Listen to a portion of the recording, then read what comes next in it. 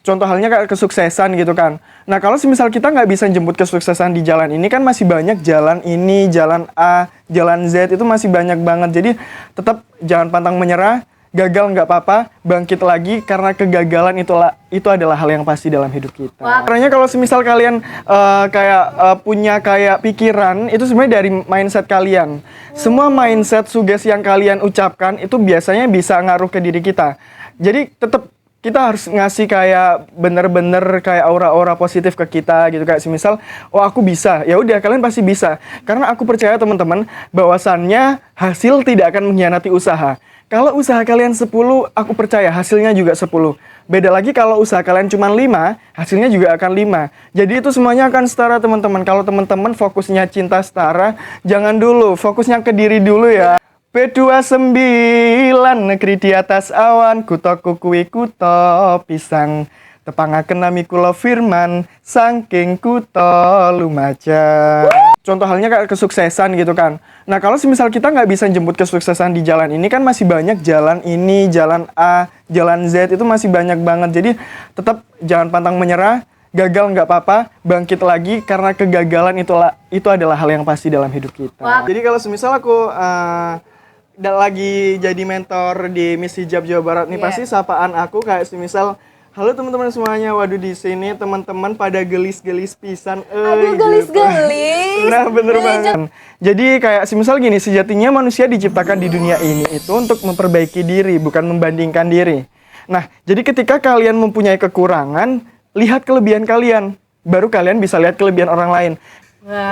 Jadi kalian Oke Kak, udah ada nih pertanyaan kedua dari user @wulancantik. Dia bertanya, Kak Firman gimana caranya bangun personal branding?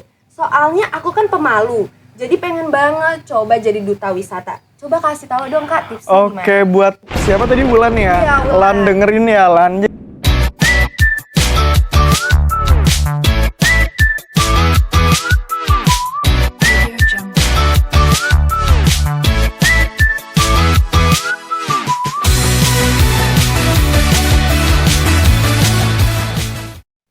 Selamat datang di Ngopatanya, Ngopi Pagi Ceritanya. Halo semuanya. Halo. Senang sekali kita bisa kembali hadir di pagi hari yang penuh semangat ini. Selamat datang di Ngopi Pagi Ceritanya. Cerita ruang santai buat ngobrolin hal-hal inspiratif sambil menikmati pagi hari ini. Tapi sebelumnya perkenalkan aku Zahwa yang bakal menemani kalian di episode kali ini. Eits, aku nggak sendiri nih teman-teman. Di samping aku ada sosok inspiratif yang bernama Kak Firman. Halo Kak Firman, apa kabar? Halo Kak Sawa, apa kabar? Gimana perasaannya? Pastinya aku di sini seneng banget karena di pagi yang penuh semangat ini aku akan sharing season bersama teman-teman di rumah yang menikmati dari Ngopatanya, Ngopi Pagi Ceritanya. Kak Firman udah sarapan belum? Udah dong, kalau Kak Sawa sendiri? Udah dong pastinya. Kalau penonton nih udah pada sarapan apa belum? Wah belum pada sarapan nih Kak. Gimana kalau misalnya kita kasih asupan edukasi gak sih? Bener banget, jadi sarapan kalian di pagi hari ini kalian akan sarapan tentang pengalaman-pengalaman aku sebelum ini di Duta Ekowisata ya. Oke. Karena ada pepatah tak kenal maka tak sayang. Bener banget. Gimana kalau misalnya kita memperkenalkan singkat nih perjalanan karir Kak Firman? Boleh diceritain sedikit? Oke, hai halo teman-teman semuanya. Perkenalkan nama aku Miftahul Firmansyah, aku biasa dipanggil Firman. Aku fourth runner up Putra Ekowisata Indonesia 2023. Aku juga ikon Putra Ekowisata Jawa Timur dan aku Duta Lingkungan Jawa Timur Advokasi tahun 2022. Aduh, banyak banget nih teman-teman pengalamannya. Jadi nggak sabar mau nanya terkait pariwisata yang ada di Jawa Timur. Boleh banget nih, jadi kita sharing season langsung ya. Kan? Boleh nggak sih Kak, aku langsung ke pertanyaan aja nih. Boleh. Sebelum aku tanya nih terkait pariwisata, kan kalau misalnya masuk ke dalam lingkup wisata pariwisata duta gitu kan susah ya Kak ya.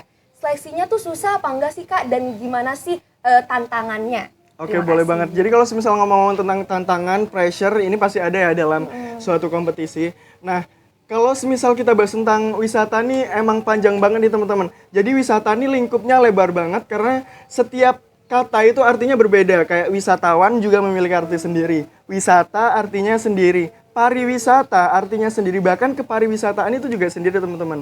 Jadi kita harus mempelajari banyak banget gitu. Terus ada lingkungan, ekoturism, semuanya itu gabung di wisata ini sendiri. Soalnya kan wisata kan nggak cuma satu nih, wisata bahari, budaya, sejarah, semuanya ada.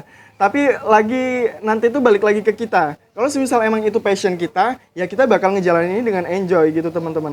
Jadi kalau semisal aku boleh sharing nih awal Boleh mula dong, Kak. atau latar belakang kok bisa aku join di sini ya. Jadi dulu pengalaman aku tuh, aku emang orangnya suka traveling, kayak terjun jurang buat lihat air terjun, Wow. naik gunung gitu juga ya. Nah, dari itu dulu, waktu itu kan di Kabupaten Lumajang emang bener-bener banyak wisata super prioritas yang mungkin sekarang teman-teman di rumah udah tahu, kayak Ranu Regulo, Ranu Kumbolo, Gunung Bromo, air terjun Tumpak Sewu, dan banyak lagi lainnya. Cuman dulu itu aku pengen nge-branding sosial media aku, terutama Instagram itu, dengan wisata-wisata yang emang belum terkenal. Bener-bener yang underrated ya Kak ya? Bener banget. Wow. Jadi kasarannya kalau di Jawa itu teman-teman aku harus babat alas kalau dulu. Aku biasanya pegang akar, pegang pohon pisang gitu. Susah Jadi kayak banget Kak. bener banget. Nah, tapi dari situ aku sempat post ya, kayak semisal post wisata yang emang belum dikenal oleh masyarakat dan teman-teman aku, ternyata fun fact-nya tuh banyak impact ke sekitar aku, terutama teman aku, teman sebaya, cutting aku gitu. Nah, mereka tuh banyak yang nanya ini di mana gitu, soalnya kan di Maps juga nggak ada, kita parkir harus titip tetangga, jadi banyak yang nanya gitu. Bahkan kalau semisal temen deket aku pengen ke sana, ya aku nganterin ke sana. Selain nganterin jadi tour guide gratisan, aku suruh ngefotoin, ngeditin, dan suruh cepet-cepet lagi. Waduh, kok banyak banget job desk-nya ya Kak ya? Iya, banyak banget. Multifungsi jadinya Bener ya banget. Kak ya? Jadi kayak itu latar belakang aku, kenapa aku tiba-tiba fokus ke lingkungan, ekoturism sama tourism. Wah ternyata background-nya tuh seribet itu ya. Kirain bener. bukan karena asal join aja. Ternyata harus kayak melihat-melihat pariwisata yang lain. Iya bener, jadi kalau buat teman-teman semuanya itu nggak ada pressure dan tantangan sendiri sih. Kalau misal teman-teman punya passion itu kayak aku, meskipun itu kayak lika-likunya banyak banget, tapi aku enjoy ngejalanin ini gitu. Jadi kalau teman-teman nanti ada kayak passion lain kayak misal di olahraga, di kesehatan, di genre, atau bahkan kayak pemberdayaan perempuan, perlindungan anak, itu masih ada duta-duta yang join di situ juga. Jadi Ternyata keren banget Kak. tergantung passion kita aja. Bener-bener tergantung personal ya Kak ya. Kalau Bener. misalnya masuk duta tuh background-nya kayak gimana gitu. Oke lanjut pertanyaan 2 boleh dong Kak? Boleh banget. Kalau misalnya nih menjadi duta pariwisata kan pasti ada mengabdi ya Kak ya. Terus kalau misalnya mengabdi pasti sambil traveling juga dong Kak. Bener. Nah tempat wisata nih di Jawa Timur yang underrated tapi worth it buat dikunjungi apa sih Kak? Oke teman-teman semuanya, kalau semisal nanya ya tempat wisata di Jawa Timur yang emang belum dikenal, terus kayak affordable prices juga, tapi worth it dikunjungin, itu biasanya terletak di daerah-daerah yang emang dingin nih gitu teman-teman.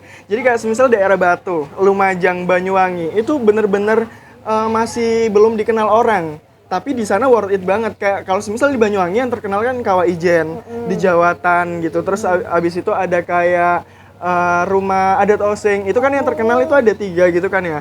Tapi di sana itu banyak banget kayak pulau-pulau kecil yang belum dikenal. Terus ada juga air terjun Jagir yang belum dikenal. Kita geser ke samping dari kota Surabaya, itu ada Gresik. Nah di sana ada Pulau Bawean teman-teman. Buat teman-teman yang nggak tahu, di sana ada rusa, ada banyak. Di sana itu emang belum terkenal. Bahkan aksesnya susah. Kapal mungkin cuma ada 1-2, tapi worth it banget buat dikunjungi. Itu di Gresik Kak? Bener banget. Pakai kapal Kak? Bener banget. Di Gresik pakai kapal? Iya, jadi ini kita harus real nyebrang. apa pakai nih Kak? Real.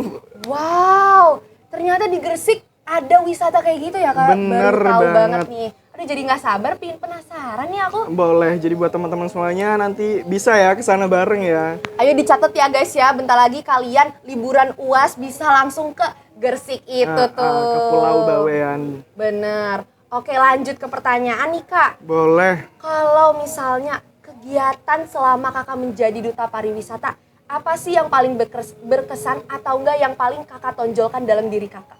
Oke, kalau semisal ditanya yang paling berkesan atau yang paling ditonjolkan itu susah ya. Soalnya emang bener-bener banyak banget. Awal mula aku ikut duta ini, apalagi di tingkat Indonesia, di sana kan terdiri dari banyak banget provinsi. Apalagi ada dari Papua, dari DKI Jakarta, bahkan di Pulau Jawa kayak Jabar, Jateng, Jatim, Banten, DKI Jakarta ikut semua. ada Kepri, Bali, pokoknya banyak banget dari provinsi lain. Nah, dari situ kita bisa mengenal relasi nih gitu.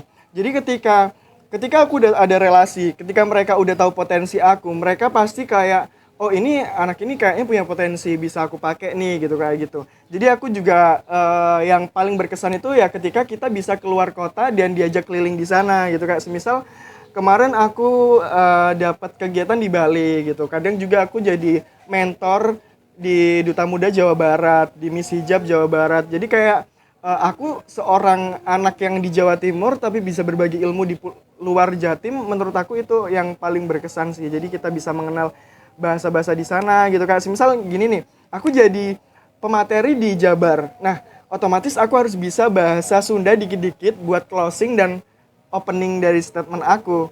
Boleh dong Kak, satu kata bahasa Sunda yang Kakak tahu nih. Oke, jadi kalau semisal aku lagi jadi mentor di Miss Hijab Jawa Barat nih, Iya. pasti sapaan aku kayak semisal, halo teman-teman semuanya, waduh di sini teman-teman pada gelis-gelis pisan. Aduh gitu. gelis-gelis. Nah, bener banget. Jeung anjing ya Iya, kayak. bener banget. Aduh. Seru banget nih topiknya. Bener gak sih temen-temen, tepuk tangannya dong. Nah, ada gak sih itu kan kayak ceritanya nih, kayak relasinya makin banyak ya, kayak bukan hanya di Jawa Timur aja tapi kakak bisa ke kota-kota lain. Bener banget. Nah, ada gak sih pengalaman paling lucu, kocak selama kakak menjadi duta di lingkup daerah lain gitu kak? Oke, kalau semisal pengalaman paling lucu ya, sejauh ini aku mungkin kayak semisal ada acara cuman ke Jakarta, terus ke Bali, terus ke Jabar ini aja ya. Jabar fokusnya di Bandung sih. Waktu itu juga ada undangan ke Bogor, cuman aku nggak ikut. Nah, waktu kalau misalnya yang paling berkesan, lucu, tapi juga bikin kita sengsara tuh aku pernah ke Bandung. Waktu itu di sana ada 9 panitia ya. Terus after kegiatan nih kita kayak masih main gitu kan. Terus habis itu kita kesiangan. 9 tiket kereta seharga 300 plus itu hangus gara-gara kita telat. Wow, kak itu sayang banget. Terus gimana tuh? Ya akhirnya kita mau gak mau kita harus ngemper. Pernah langsung mikir apa kita transit ke Jakarta dulu, apa gimana gitu.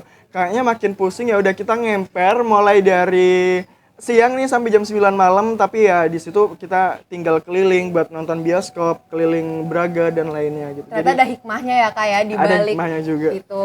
Oh kan itu kan tadi ada momen lucu kocaknya, momen inspiratifnya. Nah momen-momen itu tuh biasanya kakak simpen di galeri aja, apa kakak up ke media sosial? Karena kayak sekarang kan Gen Z itu bener-bener apa-apa tuh media sosial ya teman-teman. Biasanya kakak kalau mengenalkan nih wisata Jawa Timur ke media sosial apa gimana kak?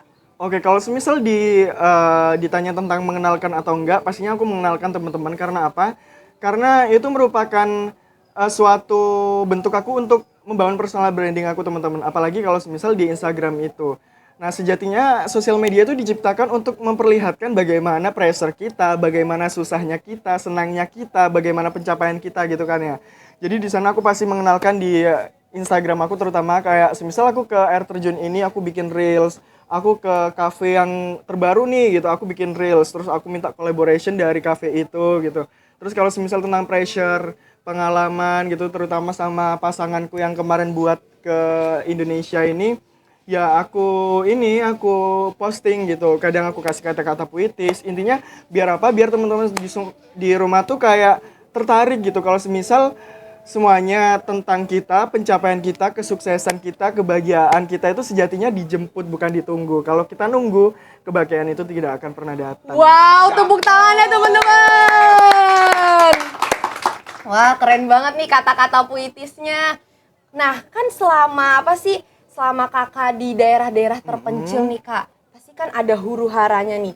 Gimana sih caranya kakak mempromosikan tempat-tempat terpencil di media sosial nih kak? Itu gimana sih kak? Oke, kalau semisal ditanya cara mempromosikan, ini masuk dalam strategi promosi kita, strategi personal branding kita gini.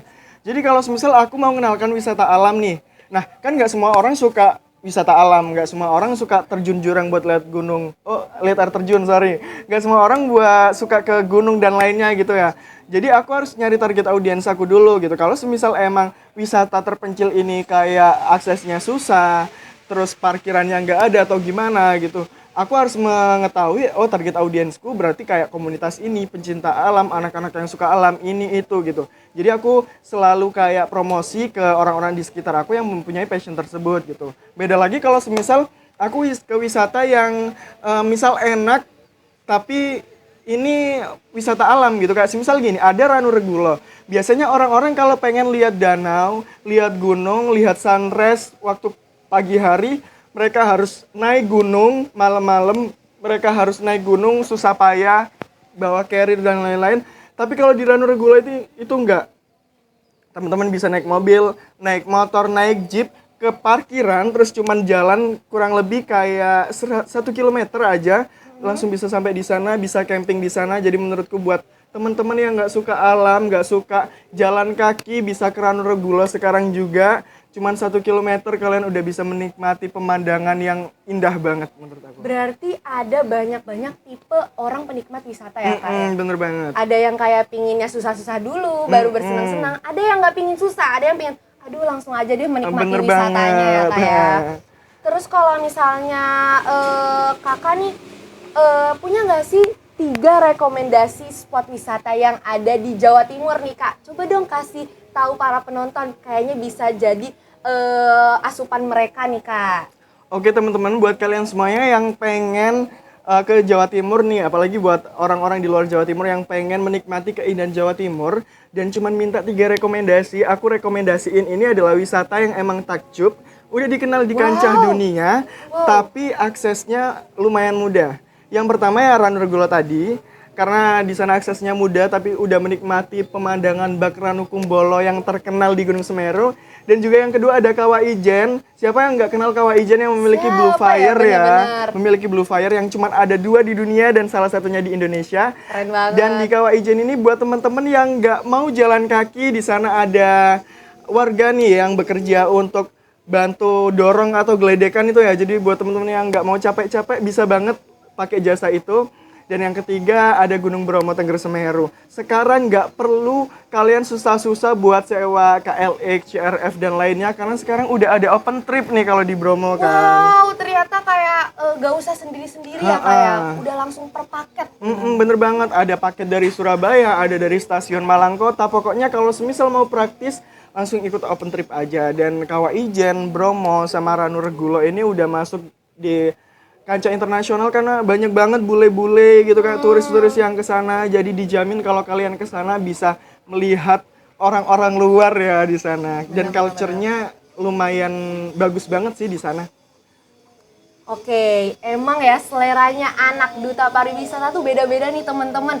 Kayak yang direkomendasinya tuh yang gampang, yang enak nih kalau misalnya kita nikmatinya, yang gak begitu susah ya Kak ya. Bener banget. Tapi terlepas dari itu, kita nih Kak, sebagai anak muda atau Gen Z lah sebutannya, pasti harus peduli dong terhadap budaya lokal di sekitar kita. Nah, karena itu, hal itu menjadi hal yang paling penting yang harus dilestarikan. Betul apa betul Kak? Betul banget. Nah, menurut Kakak sendiri, gimana nih caranya anak muda untuk tetap aware terhadap wisata yang ada di lingkungan pariwisata Jawa Timur? Oke teman-teman, kalau semisal ditanya cara, ini bisa tanya ke diri kita masing-masing ya. Karena apa teman-teman? Karena semuanya itu dari kemauan diri kita. Kalau semisal dari suatu desa kalian itu ada potensi wisata, alangkah lebih baiknya kalian sebagai anak muda itu bisa menggali tersebut. Kalau semisal kalian masih belum bisa untuk ke ranah yang lebih lanjut seperti itu, cukup promosiin aja. Kalau nggak bisa mempromosiin karena kalian, oh branding aku jelek, followers aku dikit, ini itulah masih banyak alasan, cukup jaga tempat wisata itu teman-teman. Jadi kalian bisa menjaga lingkungan itu, bisa menjaga wisata itu, tidak mencemari lingkungan itu merupakan salah satu langkah yang emang benar-benar sangat penting buat wisata itu, buat keberlanjutan wisata itu. Apalagi kan sekarang menuju Indonesia Emas 2045 ya. Jadi kayak kita harus lebih worry dan aware juga terhadap ecotourism, tourism dan environment yang ada di sekitar kita supaya apa? Ya supaya SDGs atau sustainable berkelanjutan itu benar-benar tercapai gitu Kak. Jadi menurut aku itu aja sih, kalau misal teman-teman nggak bisa buat melestarikan, setidaknya kalian menjaga dari diri kalian sendiri. Terus gitu kayak jadi kayak apa sih tergantung diri kita sendiri. Bener banget. Eits, buat teman-teman yang masih kepo nih tentang pariwisata dan Kak Firman boleh langsung kunjungin Instagram kita @phngopatanya_ dan langsung isi question box di situ ya teman-teman. Check it out. Oke teman-teman, kita lanjut ke sesi pertanyaan. Di sini aku udah punya pertanyaan dari kalian semua yang udah ngunjungin Instagram kita. Di sini ada user @luisamelia, dia bertanya nih. Kan Kak Firman sebagai duta dan mahasiswa, gimana sih tips bagi waktunya seperti itu Kak? Coba kasih berarti dong Kak. tentang tema manajemen kita ya? Benar-benar. Oke, jadi buat teman-teman semuanya yang nanya bagaimana sih cara kita membagi waktu gitu. Kayak semisal aku sebagai duta tapi aku juga mahasiswa gitu. Aku sebagai duta tapi aku kerja. Terus ada juga yang sekarang kerjanya part-time atau freelance juga. Tapi masih kuliah, bagaimana cara membagi waktunya? Itu pertama dari diri kita sendiri teman-teman. Jadi kita lihat kekurangan kita. Kalau aku pribadi nih ya, aku pribadi orangnya itu pelupa. Jadi aku selalu nyatet mana yang emang bener-bener urgent. Kayak semisal, besok ada kegiatan ini. Besok kunjungan ini, kelas ini, jam ini gitu. Dan biasanya aku juga orangnya kan kalau semisal bangun tidur, itu kan susah dibangunin banget. Jadi handphone aku itu udah aku taruh alarm banyak banget.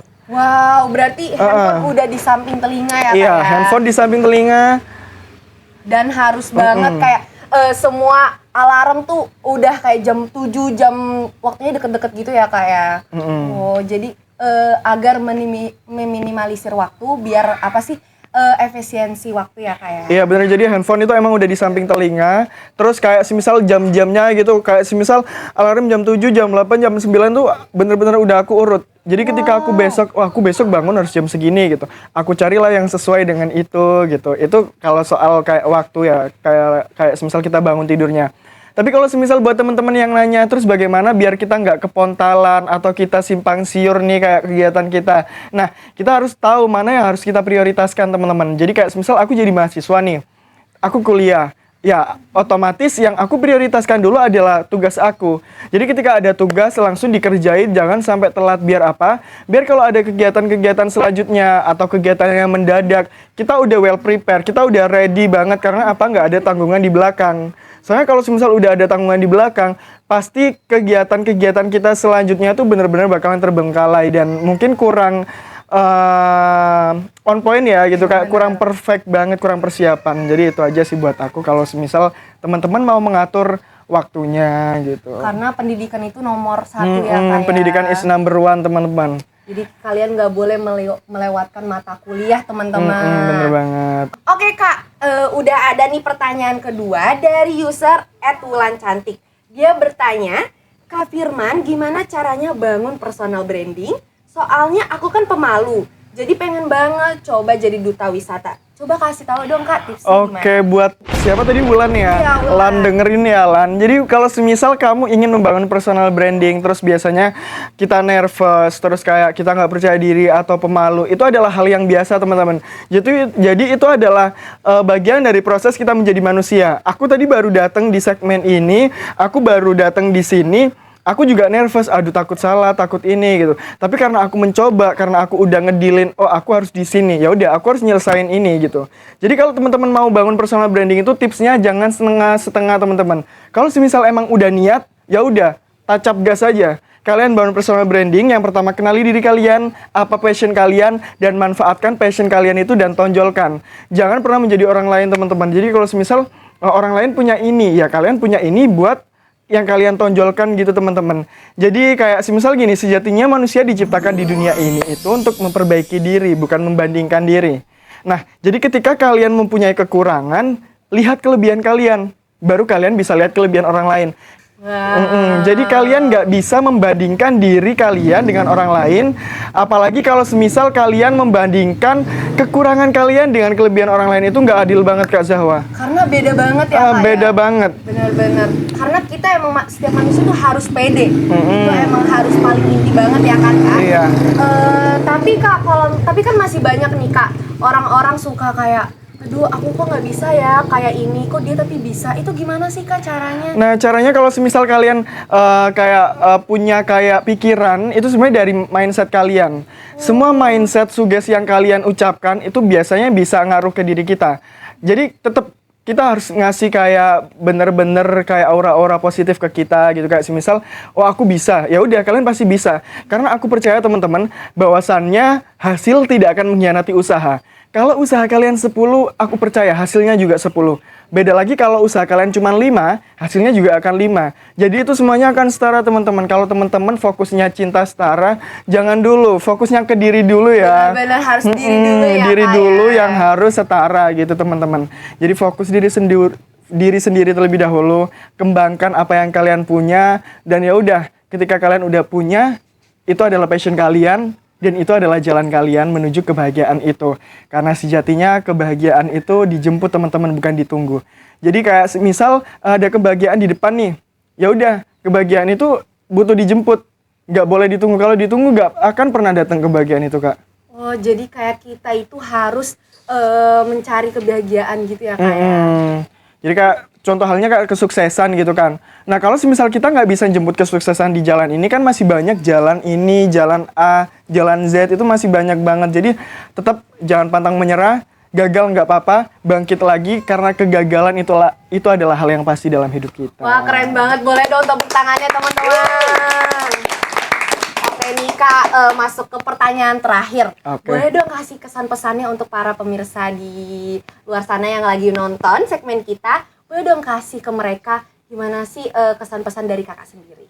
Oke, teman-teman, kesan pesan buat aku sendiri ya teman-teman. Kalau semisal teman-teman udah bisa menjadi apa yang teman-teman mau, terus teman-teman udah terwujud nih bahagianya, mimpinya, ya udah syukuri itu teman-teman. Tapi buat teman-teman yang belum bisa, semisal masih gagal terus, tetap percaya teman-teman kalimat yang akan aku sebutkan sekarang. Ketika kalian meminta sesuatu kepada Tuhan, Tuhan itu hanya menjawab dengan tiga jawaban. Yang pertama ya, karena kalian mampu untuk mengemban tugas dan tanggung jawab itu. Yang kedua ya juga, tapi mungkin di lain waktu untuk lebih siap kalian mengemban tanggung jawab itu. Yang ketiga tidak, karena mungkin akan diganti dengan yang lebih baik. Jadi itu mungkin bisa ditanemin di mindset teman-teman semuanya. Dan ketika teman-teman udah bersinar, teman-teman jangan angkuh, jangan egois, tetap rendah hati, jadilah pemimpin yang menciptakan pemimpin-pemimpin lainnya, bukan jadi pemimpin yang menciptakan pengikut-pengikut kalian itu sendiri. Aduh, boleh lagi tepuk tangannya, kata-katanya inspiratif banget nih teman-teman.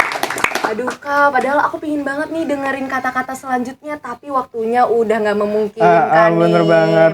Mungkin kalau semisal pengen dengar kata-kata selanjutnya, gimana kalau kita move ke tembang aja nih ya? Wah, tembang boleh dong Kak. Boleh banget, karena Kasih sekarang dong. lagi di Jawa Timur. Jadi buat teman-teman yang mungkin di luar Jawa, di sini aku ingin ngasih tembang buat kalian, yang dimana tembang ini aku juga menceritakan wisata di daerah aku. Mungkin saya sorry ya kalau suara aku jelek. Gak apa-apa dong Kak, gak apa-apa. Bagus, pasti nggak mungkin jelek kan teman-teman?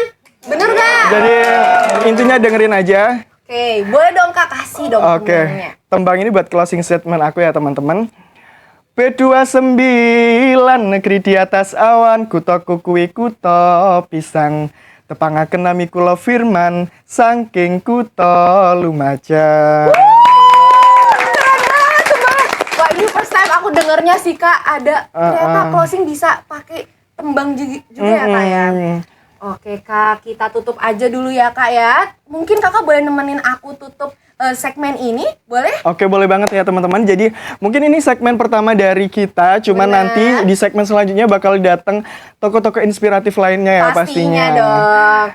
Oke, teman-teman sampai sini dulu ya. Mungkin kita bisa bertemu di segmen lainnya. Aku Zahwa Dan aku Firman. pamit undur diri dan sampai jumpa. Ngopa tanya? Ngopi pagi ceritanya. See you.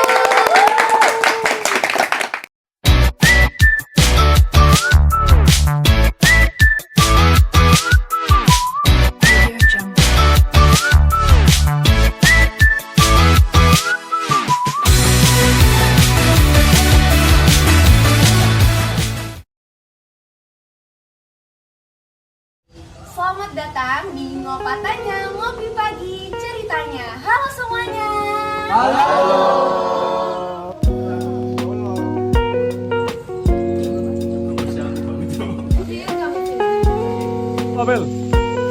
Jadul banget semua.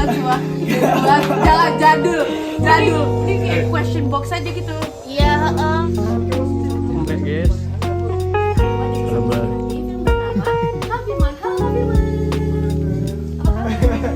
Lah ini Dimas loh.